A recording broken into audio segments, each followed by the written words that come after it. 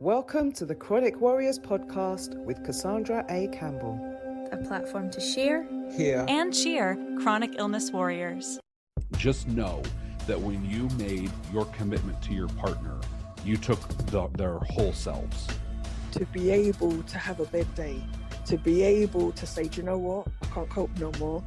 I am a chronic warrior because every day I wake up and I'm so glad to still be here. Welcome to another episode of the Chronic Warriors podcast. Today I'm speaking with Tim and Helen.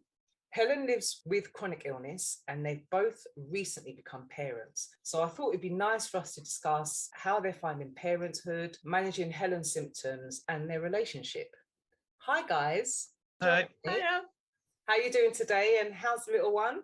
Yeah, she's fine. We've been to baby sensory this morning, so we're a bit. I'm a bit tired, but yeah, she's just gone to sleep. Okay, so you're getting a little bit of a break. Brilliant. So, would you mind telling our listeners a little bit about yourselves?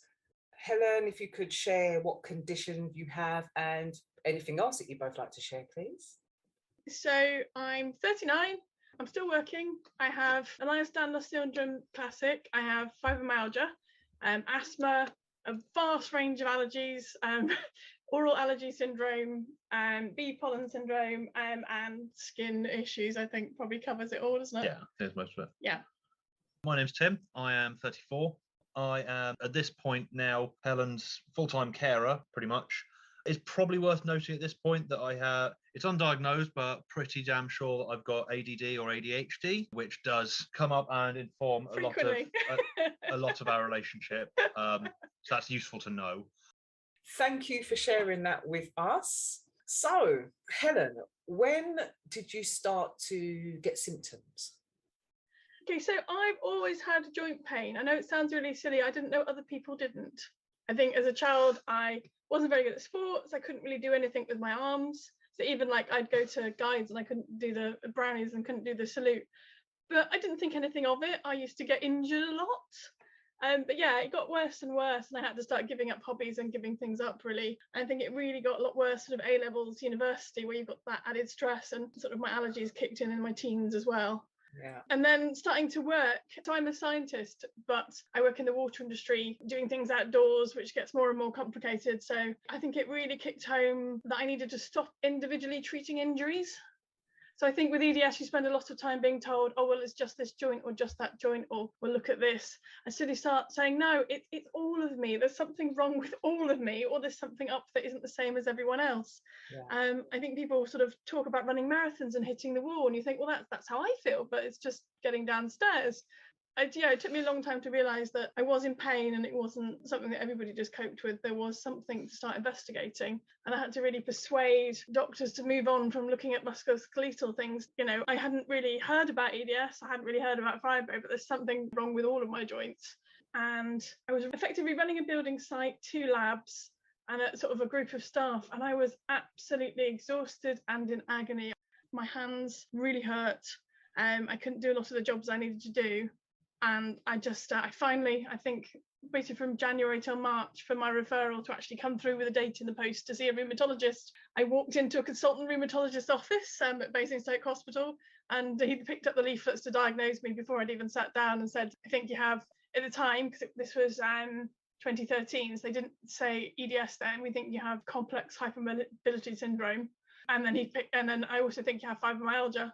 So yeah, it was really a bit of a shock, I have to say. But it was really quick to suddenly go, actually, yeah, this is a huge problem. It's going to affect everything. Yeah. Or rather, it's already affecting everything. I just have to stop trying to either cope or deny it. Yeah, I totally understand that. And going back to what you said, it's not silly at all. And I think there are so many people who grew up thinking, well, everybody has these problems, Yeah. Or the opposite and thinking, why am I the only one who has these problems? But I've heard a lot of the similar story from a lot of people, and including myself, going years and years and years, them not really looking at all of me. Mm-hmm. And then again, going to a rheumatologist and being told it's joint hypermobility syndrome and we think fibromyalgia. So it's such a common story, it seems, within the Ehlers-Danlos syndrome community. So yeah, you're definitely not on your own with that one. I'm hearing that it really impacted your work, which again is another common thing, it seems. Yeah, I mean, effectively, I kind of gave up my hobbies one by one. So when I was a teenager, I danced, I played rugby, I rode horses. Riding was hurting, so I stopped. I had to stop. I got injured every single match with rugby, so that stopped pretty quickly. And then I got to university, took up fencing and then historical sword. And I thought, I'm literally dropping the sword out of my hand. This is not right. I can't keep doing this. So yeah, I kind of slowly gave everything up. And then you start working, and then it's like, right, well, I'll put everything into this. I had a previous long-term marriage and was trying to care for my husband as well as myself. And yeah, you just get so busy getting on with it that you hit a wall. I think everybody does, that the first time they go, no, wait, everything needs to change because of my diagnosis or because of how I'm not coping. Having to give up things, how did that impact you? It's horrible, to be honest. I was so busy and I did so much. And I remember just falling at a dance or a ceilidh and thinking, well, that's just an ankle injury. Or having a day where I try and do something and I have to just give up and go home halfway through. And you just start thinking, well, that's just a one-off and it'll not be like that next week, or that won't happen again. And I think there's a slow realization that you're not capable of doing things. And for me, it was slowing up and putting on weight at the same time. So you pretty rapidly let go of any body image or idea of what your future plan is, I think, and just start coping with what's happening to you now. Yeah, just trying to get through every day. Yeah. Okay. And then you met Tim. Yes. Yep. And how was that for you both? How was that for you, Tim? So we've been together for about 5 years now, I think. So yeah, the way we got together was pretty interesting. So we met together at a game, live action role play game, LARPing, which is a big passion of both of ours. Helen's been doing it for a lot longer than I have. One of the many hobbies she has. Well, it's the one that I could keep doing because effectively all you do is go somewhere for an afternoon or an evening and sit down and talk to somebody. Yeah. So it's not very physical. It can be demanding because you still got the energy to do it. But after my diagnosis, had a couple of years of doing nothing, and then went, no, I'm managing my pain as best I can. I'm managing my medication. I've got my exercise. I need a social life. We relocated and I didn't know anybody. So Michael, I said, right, well, we'll go and just join this local group, which is where I met Tim. So we were both in very long-term relationships at the time, both of which we found were coming to an end.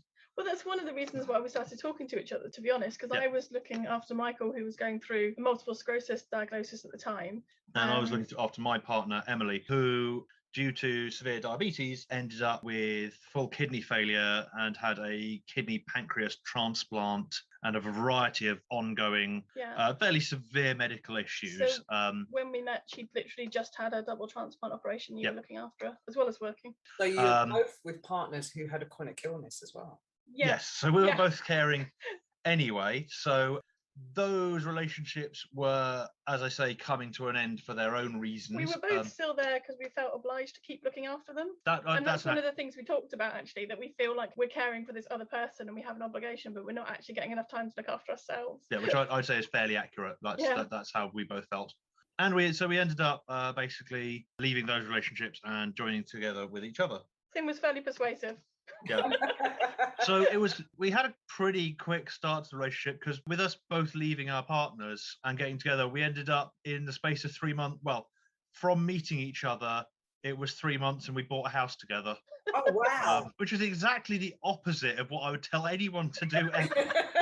Conversations about this is a really bad plan, but we haven't got anywhere else to go and it doesn't make sense to rent somewhere else separately, and then if Helen bought a house without me, we'd never end up buying a house together. I wanted to buy a house at the time, and I couldn't look after a place on my own, and I really needed some help. So basically through a series of terrible decisions and really rarely good luck, we bought a house, jumped into living together with one another full time, and it sort of just worked. It's not been easy, but it worked. Yeah. But that's wonderful when things happen in that way and it works. That's just beautiful. Well, it really was me going, Tim, are you really, really sure about this? Because I need somebody to look after me. I can't do this on my own. If we're doing this, it's full on or nothing, basically. Are you really sure? And I kept saying yes. And I said, well, I was happy because, like I said, coming from my previous relationship, I was pretty used to being a carer for a person for quite a considerable period of time. And as well as that, in my previous relationship, there was a lot of mental health and emotional issues there, which wasn't something that came with Helen to a degree. So even knowing that Helen, because listening to the other interviews you've given, there's a lot of people that were like, oh, well, obviously there's a big concern. Obviously, Helen was concerned with me taking on responsibility, I would say, and taking on like the load of caring for a person with chronic fatigue. And to me, it was still actually a step down in terms of responsibility. For me, although it is a relatively rare and unusual situation, it has been an easier time to care for Helen and give her what she needs than it was in my previous relationship. So, and I just had to keep saying, you're seeing me on a good day. You know, I rested yesterday, said I can be here today. Oh, it was such a downer, wasn't it? It was just like I was like, nah, fine. I just, right. yeah, you just kept saying you would be okay and it would be okay, and like just kept having to explain. You know, you have to feel like you have to explain your condition all the time, and it's such a relief when you can just stop. Yeah, you've definitely got it. You understand. I can just relax and actually start looking after myself. I totally hear where you're coming from, Helen, because it is that thing of someone can say that they're okay with it, but until you're actually doing it, you don't actually know. You know, and I had a similar thing with my partner, and I think for the first even up until a year ago, I was still sort of like, are you sure you can deal with this? You know, I was still asking the question. I think the past probably year and a half, I've been having a lot of injuries, which are things that he wasn't used to in the first year. Yeah. So it then got me asking the question again, sort of like, babes, are you sure? Because it wasn't like this in the beginning. So you kind of need that reassurance at first, I think, because you don't know what somebody's going to be able to cope with when it actually happens. Talking about it and actually dealing with it is two different things. I also have the massive luck of Helen being excellent at controlling her own condition. So I think as soon as Helen got the full diagnosis of EDS and fibromyalgia, she did a lot of research in her own time. She's very well informed, and she's very good at educating herself, which meant that as soon as I was coming into the relationship and needed anything explained to me, Helen was able to do it very well and very clearly, and was able to point me at the bits I needed to know. As well as that, when Helen suffers injuries and things like that, she's very good at being very matter of fact, very controlled with it, and basically go, if something terrible happens, like something gets dislocated, she can tell me how to put it back or something like that. So I've relocated your hips, haven't I? Yeah. When your hips went down, that was during the pregnancy, which we'll get onto later. Mm-hmm. But having that level of understanding of her own condition, it was very, very useful for me, because it grants me the ability to then interact with it, essentially. Yeah, it's really hard seeing you wanting to help or being upset. I think you kind of are less upset now, but me going, there isn't anything you can do. There's nothing. You can get me that drink, or you can understand that I can't hang the washing up, or. But when there is something I can do, you also inform me and tell me how to do it. So I have to, though. Yeah. The communication is really important, as it is. Honestly, the biggest thing I would say, this has probably come up multiple times over this entire process here. The biggest thing I can say in any of this is communication. Yeah. That is the most useful thing. Communication flows both ways. So me telling Helen how comfortable I am with what's going on, Helen telling me what's wrong, if I can help, what to help, emotionally, how people are feeling, just being open, honest, and communicating as best as possible. Yeah, I think when you're in a lot of pain, you shut down, because you do get to the point where you're just dealing with the one thing you can cope with. So, you know, what do you have to do in a day? You have to eat and get to the bathroom. And if that's all that's happening that day, and that's where you've got that far, you've got to say, today's not happening. And it's not just one day, it's going to be a week, you know, or it's going to be a blip. Say that, can you help me with this? Or I just can't. Even earlier today, I can't do that. If I'm going to do that, it's going to really hurt. So I have to stop myself. And I took a long time to learn that. And also to go back to the start, at the beginning of our relationship, there was a lot of me convincing Helen to tell me when she needed stuff doing and not try and do it herself, because there was a lot of things where Helen would still try and do stuff, and it was a lot easier for me as well. I was always very worried about taking Helen's autonomy away from her. I very much don't want to take stuff off you or make you feel like you can't do stuff. But at the same time, sometimes you do stuff when you should be asking me to do it because I can help. So that's a really difficult balancing act, to be honest. Yeah. If you don't use it, you lose it. You get to the point where the only thing you can do for your body is to keep trying. Yeah. And there's a bit inside you that goes, if I just say I can't walk anymore and I have to use a wheelchair, then I'm never going to get out of it again. If my brain says I'll use a wheelchair to help me on a day out, then it's a better way of looking at it. It took me a long time, I think, to change my mindset. And I read a lot about like pain management to kind of try and start thinking about that, because it's really easy to just, as I say, just shut down and cope, and then everything becomes really, really negative. So just to rally back to the original point, how we got together it was a bit weird, and we sort of jumped in both feet first, and it was a case of just both being open and dealing with things as they came up as best we could. It was one of those situations where you're talking a lot and you're really good friends, and I'm absolutely convinced you was not interested in me in any way. And then Tim went, "Oh, actually, I really like you and I'd like to get together." And you go, "Wow, I didn't realise that." You always see it in films and think those people are idiots. Yeah, we were those idiots. Yeah.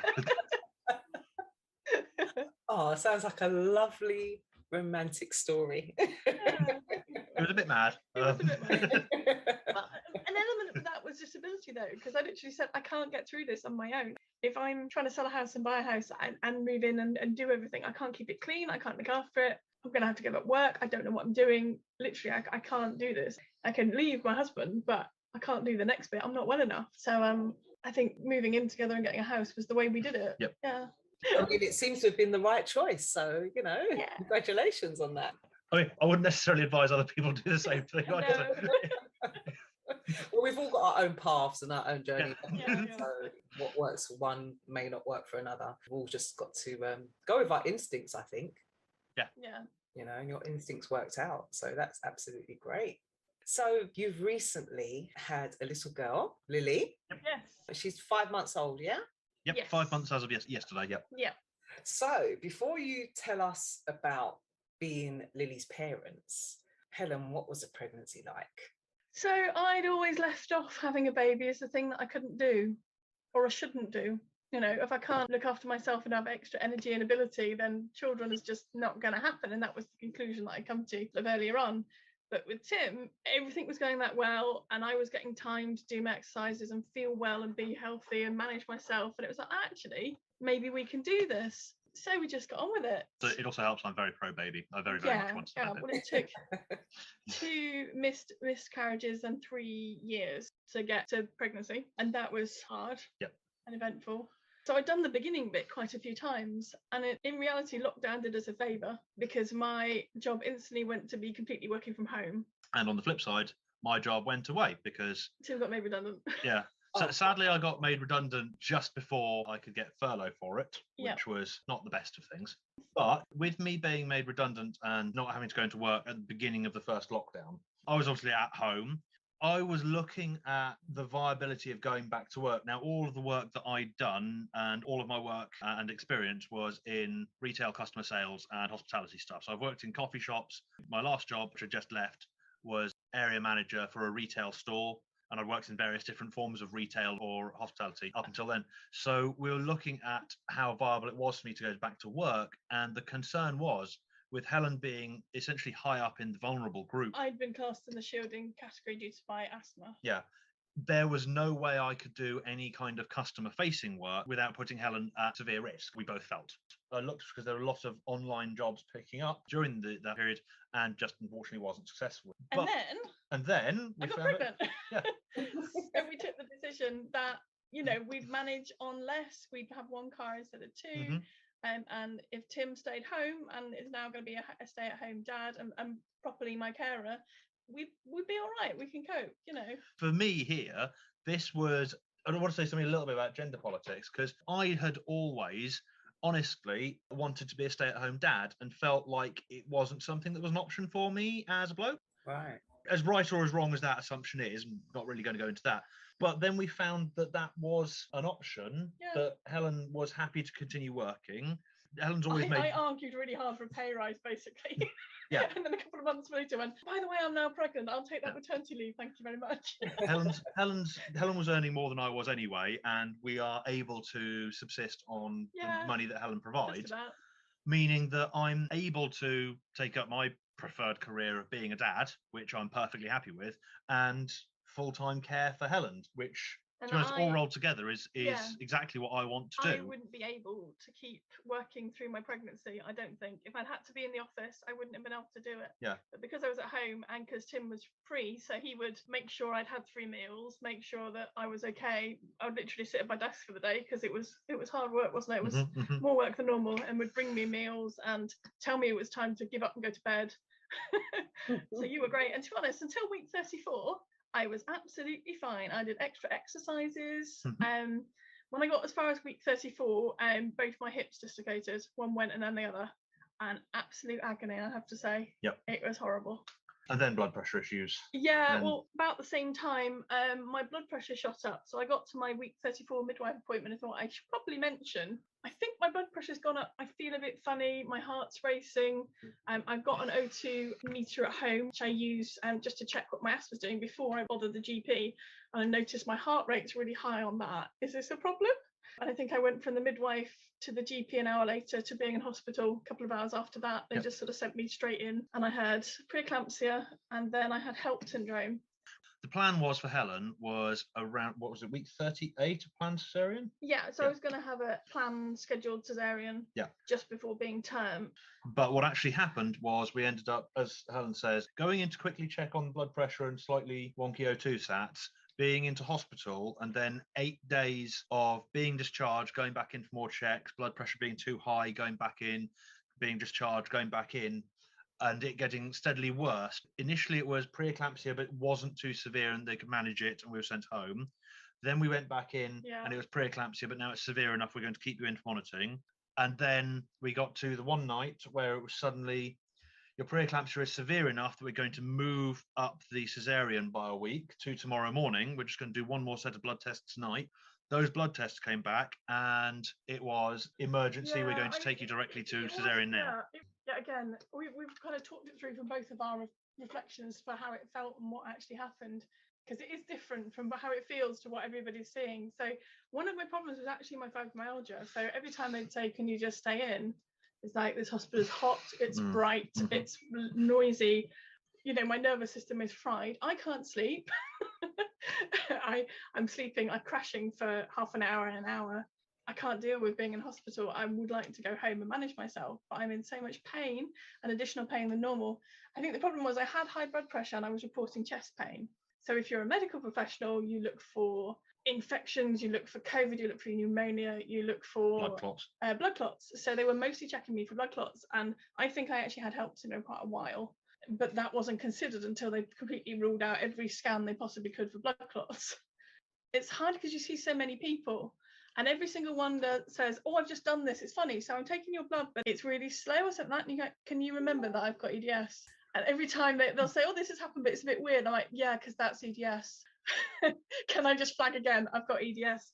So I took the Stickman communication cards with me. And I did get to the point where I was literally in so much pain, I couldn't speak. And I had to just lift up the, I'm too hot. Please realise that I feel it's hotter than it is. You know, I can't speak right now. I'm in too much pain to communicate.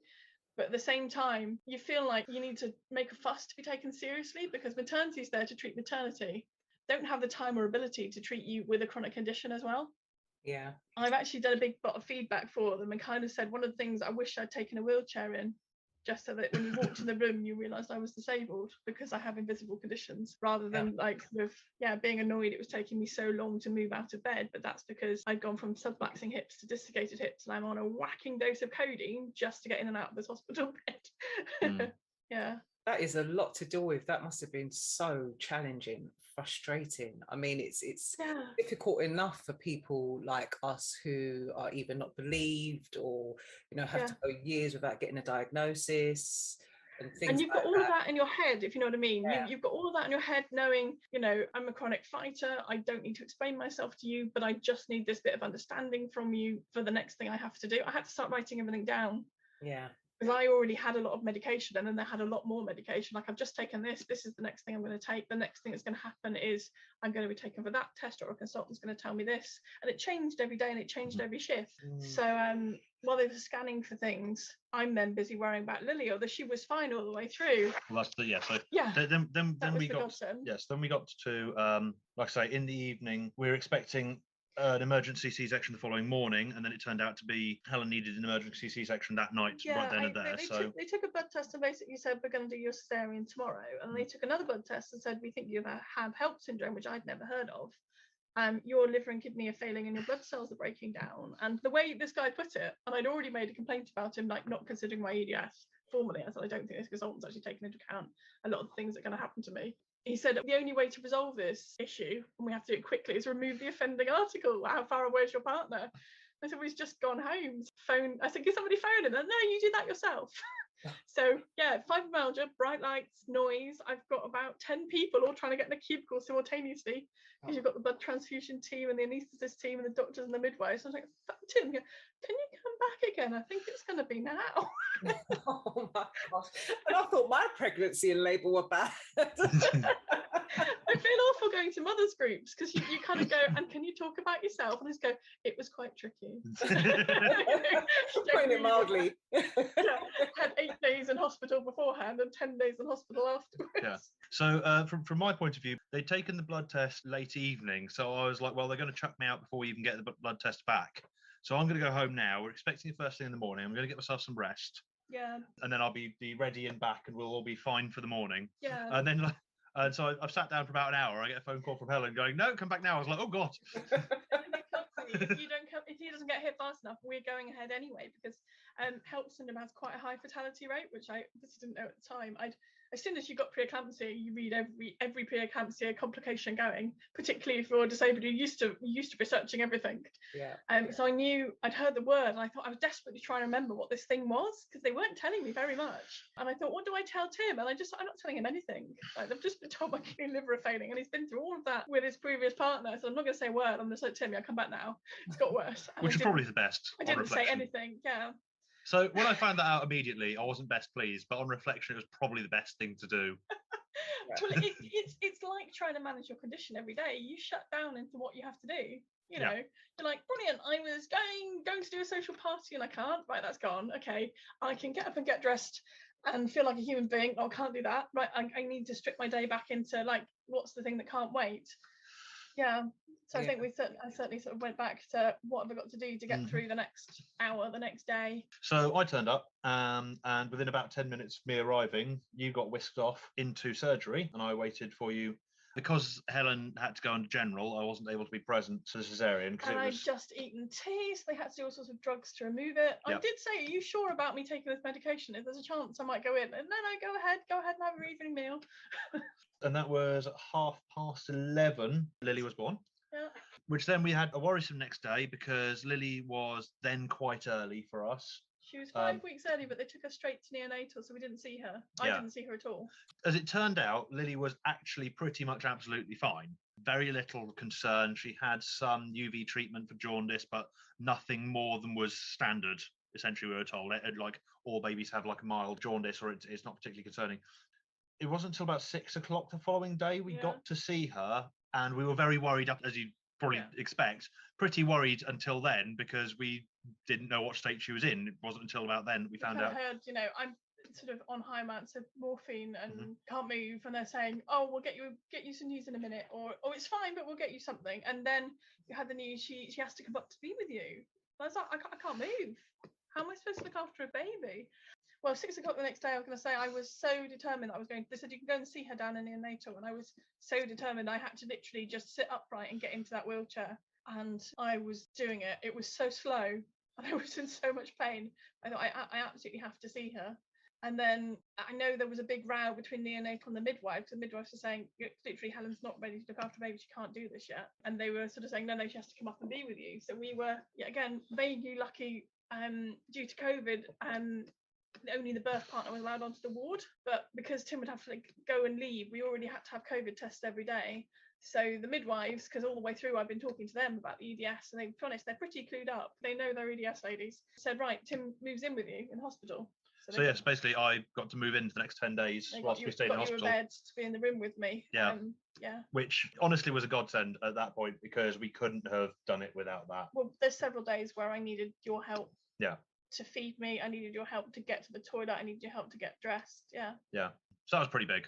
Genuinely don't know how I would have I was like, well, it's very simple. I wouldn't have been able to look after Lily and myself. I couldn't get out of the bed. It took me 20 minutes. Very, very slowly inching so my hip didn't pop again, you know. That's just a lot. That really Yeah. is a lot. And you definitely had a very eventful labour. Yeah. But I'm really, really glad that you're both okay. Yep. And most importantly, Lily's okay as well. Yeah, I mean, yeah, she's fine. after all of that, and all of our concerns and her being very early, she's turned out absolutely fine. Well, I think the issue was that if you have babies come early, and I'm thinking, why is this a big problem? Babies come early all the time, but she wasn't ready to come early. So they were very concerned that because she sort of wasn't ready to breathe and then wasn't ready to swallow. But the hospital is like a regime. You have the neonatal nurses turn up to feed your baby and make sure you're doing it, and then they have to make sure you can do it before you get discharged. And I was very aware of being judged, if you know what I mean. I'm already an older mother. I'm already not a thin mother. And now I'm not doing things well, and I'm on high dose of codeine, and I've now discovered that really high doses of codeine, I cannot function. I was shaking, I couldn't use my hands. So how are you meant to pick a baby up, change a nappy and feed it with 2 nurses watching you or 3 nurses watching you? It's really intimidating, and I have fed that back to them. There's a lot of not feeling capable, not looking capable. Yeah. So you have to go, right, well, I've got to do this because I don't want my child taken away. Yeah. You know, even though that's not going to happen, you've still got it in your head. Yeah, it's a lot of pressure. Being a new mum, it's a lot of pressure anyway, let alone having to deal with all of that. Yeah. You know, you said that you fed back to them how their behaviour and how it made you feel. Have they responded to that? Yeah, so I mean, I had 21 pages of notes from when I was on the ward, because I literally spent all day, every time there's a 5 minutes, going, this has just happened and it's awful and this has just happened, this is how I felt. To getting it down into 9 pages of feedback, kind of grouped together under communication between shifts and pain management for somebody in chronic pain, disability management on the ward. I did send it to the hospital custom people and PALS at the same time as sending it to maternity. I kind of moved from being very understanding, because I really do understand how hard they're working, that I'm not their normal person, that I'm looking after me is not the normal function of the ward, to going, no, actually, some of those things were really wrong and I don't want another person to go through that, essentially. I had the mental health midwife, and it was going to be the head of midwifery come out to visit the house, because I didn't want to go back into hospital to have to talk to them. In the end, just mental health midwife came because they'd had sort of going into black alert for COVID on the day. And they are writing a EDS splash sheet as part of writing a kind of bullet points of this is how this person is to be treated and this is how you manage them on the ward for all chronic conditions, which is brilliant. Yeah. They're also doing a training day on managing disabled mothers, which they're going to use some of my direct quotes in there with saying, you know, when you told me it was okay to sleep and I wasn't going to do the next feed on the baby, and then 2 hours later somebody came in and made me get out of bed and then told me I was getting out of bed too slow and basically took the controls off me, and then that dislocated my hip again. How humiliating and embarrassing that was, and how it then made me feel unfit. She was very clear she was going to use the direct words, and I said, honestly, if you want me to come in and talk on your training day, I will. I really commend you for, one, getting through it all. And I mean, you do what you have to do, don't you? But it doesn't make it any easier. But also for giving that feedback, because a lot of people, I think, whether it be through not feeling confident or fear or just thinking it's not a priority or not making the time or whatever it is, don't do that. Yeah. So again, I went through several goes of thinking, this is really upsetting, do I really want to do it? And then I went through several goes of thinking, maybe I'm irrational, maybe this is not appropriate, maybe I couldn't ever expect them to understand joint dislocations. And then I thought, no, actually, that, as I said, I thinned it down to the really big things, but I thought there's also people I want to praise who are wonderful. Like a lady sort of said, whose sister had fibromyalgia, how would you manage this at home? Why don't you do that now? And it genuinely hadn't crossed my mind. Just go and get in the shower. You know, at home I'd take all the reaction from my skin away by just having a hot shower or a cold shower. And she said, well, whatever you'd manage your condition with, do it now and don't worry about anything else for the next hour. Just, you know, because I had preeclampsia, I was so swollen up, a lot of my joints dislocated. So it's just trying to get people to understand when they're asking you to do, you know, just lie here still while we take this stitch out, that my fingers are also dislocated, my toes are also dislocated. It's not just kind of the one thing I've told you about. It's a global condition. Yeah. And it's a lot for them to understand and take on, but it's very important. Yeah. Very important. So what you've done there is brilliant, I think. Thank you. Yeah, and giving them that feedback. And then the fact that they've taken on board your feedback and they are implemented things within their practice, in their training. I'm lucky in that my professional life, I deal with a lot of risk management and a lot of very careful constructive criticism. As I said, I edited it several times and worded it so that it was this is my feedback and I would like this to happen, rather than this is a complaint and I'm going to see you. Because I think there was a lot of like, if you wish to pursue this legally, I was like, no, I don't. I want change. Yeah. I'm not just I'm not a shouting person anyway. I've had this experience and I want people to know. Yeah. And that was something I really consciously did. So after a very eventful pregnancy and labour, you have your lovely daughter Lily. How are you managing to balance parenting, symptoms, and your relationship? So early on, certainly for the first couple of months, we kind of fell into / mutually agreed a shift pattern that worked really well for us. Yeah. I'm naturally a night owl anyway. I'm always up at nights. I'm quite happy to stay up until pretty much dawn breaks, which essentially is what I ended up doing. So we worked on a shift where the afternoon we'd both be up, we'd both be looking after the baby. And then Helen would go to bed around 10ish at night, and I'd look after the baby until about 6 a.m. and then bring her to bed. I'd start sleeping, and then there'd be a couple of hours of the baby staying asleep, and then Helen would be up for the next feeds after that and look after her for the morning for a few hours until I was awake. I mean, we only really got afternoons together, but we decided to do that. Yeah. I mean, it was hell, to be honest with me, because I'm a night owl as well. So I would go to bed going, I've got a lovely long time on my own to sleep and do whatever I like, and forget about the fact that I'm now a new mum and I've got a massive scar, and I couldn't sleep. I didn't ever expect to sleep, because although I can stay up late, I'm always up early because I don't sleep very well and I don't sleep very long. But for the first time in my life, I've got a chance to nap. I've got a chance to prioritise sleep. Lying there going, I must sleep. I have a baby to feed in the morning. And then not sleeping. Yeah.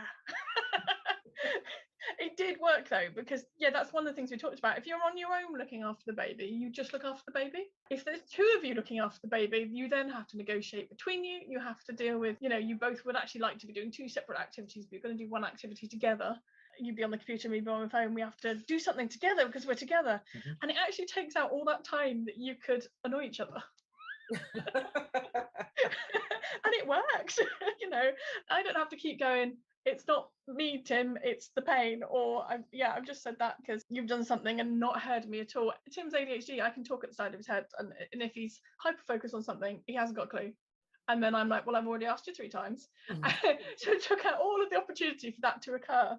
And that certainly, I'd say, got us through the first bit, definitely. Yeah.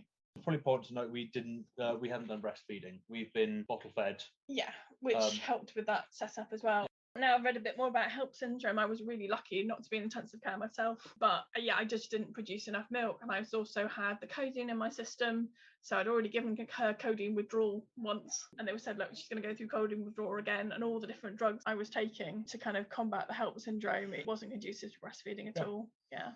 So we went bottle feeding, which, I mean, for us and for our situation is better in pretty much every way. Well, it means Tim can do everything, and I can leave the room and leave her, and she's okay. I can fully mum.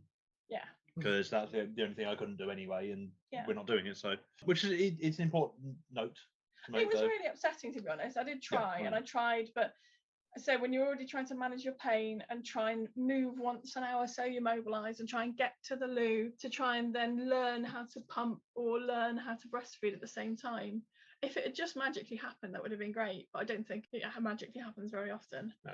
And I spent quite a few days being really upset that I was going to have to just give up. But I'm glad I did, because it was just another thing to manage as well as conditions. I was very aware of. I was kind of pro Helen not pushing herself anymore. Being with her in the hospital and seeing how difficult things were for her, I was very sort of like, well, we have tried with this. It's clearly very difficult, and every time you're doing it, it's pushing you further and further and further. Yeah. I mean, to a degree, I think it might have been me that pushed in the end to say, look, don't bother, give up on it, because it's not necessary. She's going to be fine. We don't have to. Yeah, it was kind of an added layer of stress and added layer of upset when you're trying to manage the outside world. So you've got very concerned parents that need a phone call every day. And then, just eating, drinking, going to loo, getting washed, doing all the things the nurses are asking you to do. It's a full day.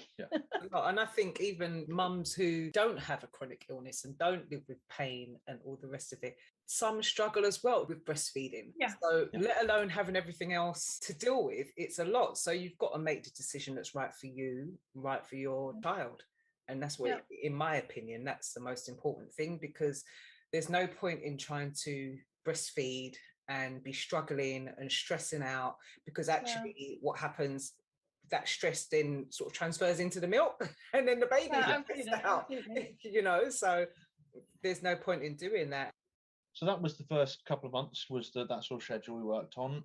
So with it being bottle feeding, it would mean that I could do it as much as Helen, and we sort of worked out in that rotation, which worked in some ways and didn't in others. As you're saying, you were still finding it difficult to sleep. Big concern for us at that point was Lily's weight, because since coming home from the hospital, there was a concern that she wasn't putting on weight fast enough. Oh my word, we had so many appointments. The day when you have nothing is a relief. Just in normal life, the day when you have nothing is a relief. But when we have we've got the midwife every other day, we've got the health visitor every 2 or 3 days, and then we need to go back to hospital for this, and then we need to go back for that. It's good because it pushed us into having, being organised enough to leave the house, and me pushing through, I can walk from here to there, or me saying I can't, Tim, you've got to do this one on your own. Which I did do quite a few times. I just went, today is a bed day. Can you do the appointment without me? But yeah, we had, I would say, excessive amounts of appointments. At the same time, I'm talking to other mums on the internet who are going, how do you get to see a health visitor? I was like, how do you get them to stop coming to your house? Honestly, it's lovely, but they're here every day. So eventually she started sort of putting on weight enough that they were less concerned, but we had a lot of appointments, I have to say. It all kind of came down to, again, the early birth, her being quite a sleepy baby to begin with, and feeding being difficult, and basically just getting enough milk into her. She would fall asleep before she got to the end of the bottle, and then we'd have to wake her up so she'd be awake to feed, or then make sure she slept so that she had enough energy next time round.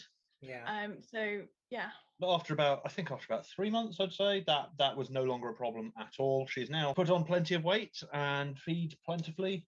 I genuinely think that my skills in managing my condition really helped us. I'm super organised, and when I can do nothing else, I can write lists. I do. I hyper manage, and so knowing what time it is she's going to wake up, and knowing how far away from it we are, and knowing when we have to have a bottle ready and cooling, we just planned our way through it, I think. So I mean, this was actually another benefit of not breastfeeding, is Helen can get quite concerned about such things, and especially with list making a list, it was really beneficial to us to do feeding by bottle, because you know exactly how much milk the baby has taken. And Helen can write it down in a list and be... I can go, I do not have to be concerned about this because I know it's okay. Yeah. Whereas with breastfeeding, obviously you're never quite sure how much you've done. Which is not necessarily a problem for most people, but Helen has quite a lot of concern about not knowing. The first question when you see the health visitor, the midwife, and the GP is how much milk has she had? And I'm like, well, I don't know. So I think if I didn't know if we've done 50 millilitres, well, I'm a scientist anyway, I want to know how many millilitres. But if I know that we're supposed to hit a target and we've hit the target, then I can start worrying about how can I stop my ankle hurting. You can focus on something else. Or I've sat up in bed with her, holding her, and that's absolutely killing it. I have to find a different way of doing it. I've then got some time to think about that or to read about that, because I've done a fair amount of finding a different way to do something to work around my body, like a different way to move. What is great as well is that I love how you've managed to find so many positives out of what could be deemed as negatives, in regards to COVID, Tim, you being made redundant, and breastfeeding, and all of these things. It's just wonderful the way that you're able to turn those negatives into positives. That's really important. And also, Helen, how you are able to use the skills that you've developed because you have chronic illness, and find positives out of those as well, which I think, they call them transferable skills. I think that's really important as well, because we can get caught up in all of these things that we have to do or that we can't do because of our conditions. But if we can use those things to then find positives out of them and things to help us to get through life, then that's brilliant. And you're doing exactly that. I think I spent a lot of years being a very good faker.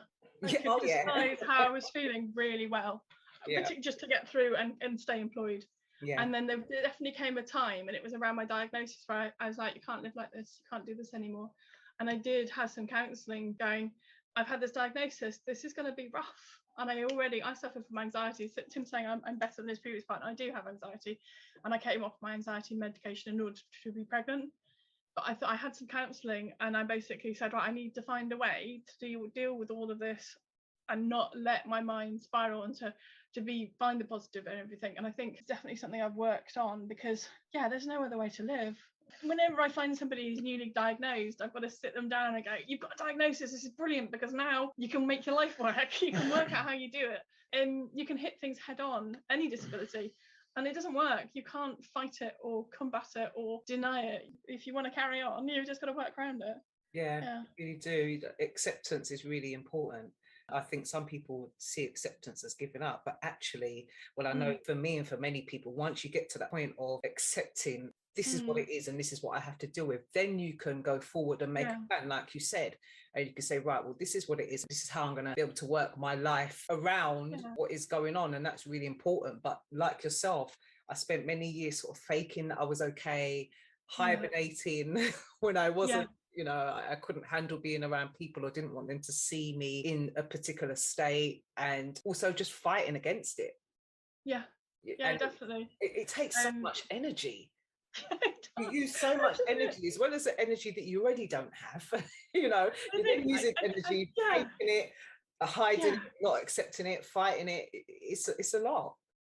Yeah, I think I did a very long phase of going, hi, I'm Helen, I have EDS, and this means blah, blah, blah, blah, blah, blah, blah. I think, right, I've now spent like almost an hour and I'm still talking about me and my condition. And then I made a realization that if I talk about it all the time, it's one. Yeah. And I don't want to. And I know other people will deal with this differently. But when I meet somebody new now, I go, no, I'm disabled. I've got a blue badge. You know, as in, you take it seriously. But these are the things you need to know. You know, I may cancel on you, but I'll try and be there. Yeah. I don't have to explain myself or my condition at length anymore. I've kind of come to peace with that. And it's very much if you don't like it, you can lump it. Do you know what I mean? If you have a problem with this, I don't need to communicate with you anymore. Goodbye. Which is a good place to be. Yeah, definitely. So it sounds like you've gotten yourselves into a good routine now, and made the adjustments that you've needed to make, and things seem to be flowing well with parenthood. Yep. Speaking of which, I think we might have a waking baby. Yeah. Okay. So honestly, everything changes all the time, and she changes all the time. So we're starting to do weaning. We're starting to look after teeth. We're starting to deal with a very awake, lively, intelligent, and slightly bored baby, aren't we? So you're doing everything early. So we're having to change now to keep up with her a little bit. So we've got the routine that works, but now she also needs entertaining, or now she also won't immediately go to sleep. Yeah. Is she awake then? Yeah, she's a bit like Tim. She needs a long run up. And it's fairly grumpy. Sounds like me as well. I'm terrible when I first woken up. I'm just miserable. Don't speak to me. But it's also, I don't know, everybody thinks their baby's unique, but like now she'll wake up and that was only a tiny noise. She's awake, not crying. She'll look at me. Maybe in 5 minutes time she'll decide to cry if milk doesn't arrive. But she's very good, aren't you? Do you want to keep on talking and I'll just go and make a milk? Yep. Well, I was going to say, the one thing that has been Helen's worry is obviously keeping an eye on the baby. And it's too early to know, but we're really concerned, but to see if there's symptoms of EDS in the baby. And it's very hard to say there are or not. You can't really tell for the first few years, I don't think. Yeah. But that's been a concern of ours, obviously. So I think everyone's going to watch their baby for concerns of any kind of condition, but we've got one that we know what to look for to a degree. So it's keeping an eye constantly in that regard for, is she moving in an odd way? Is she holding herself differently from other babies? Is this, that, or the other? Which is a worry. It's the only way to really put it. I'm not too concerned. I've not seen anything that confirms that thus far. I've not seen anything that concerns me, and I don't think we will do for a while anyway, even if it's true.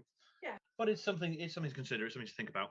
I don't know. I wish I knew what was happening diagnosed like in my childhood.